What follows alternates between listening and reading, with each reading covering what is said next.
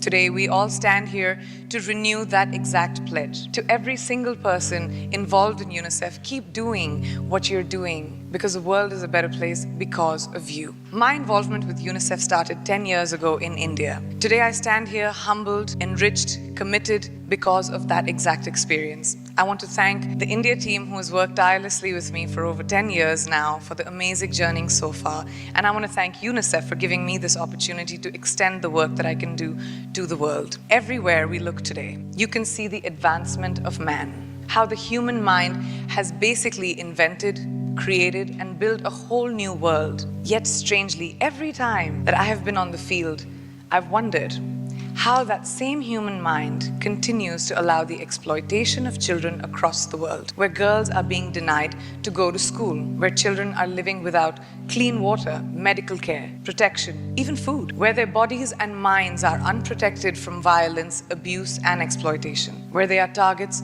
of war. Every day, horrifying images, fresh horrifying images flash across our screens. Ladies and gentlemen, people of the world, we ask you to join us today to become the collective voice of oppressed children across the world in our fight against the injustices that they have had to endure every day. I thank you for being there today. I'm humbled, inspired even more as I look around and I listen to everyone here, not just to be a part of UNICEF, but to be involved with all of you individuals who have selflessly dedicated their voice, their time, their heart into helping the world see light, that we are seriously endangering our future, which is our children. I recently read a quote somewhere that being human is given, but keeping our humanity is our choice. So let's choose humanity. Let's choose to act now. Let's choose to fight now. And let's choose to ensure a better world for our children and their children and the generations to come. My wish for children is freedom. The freedom to think, the freedom to live.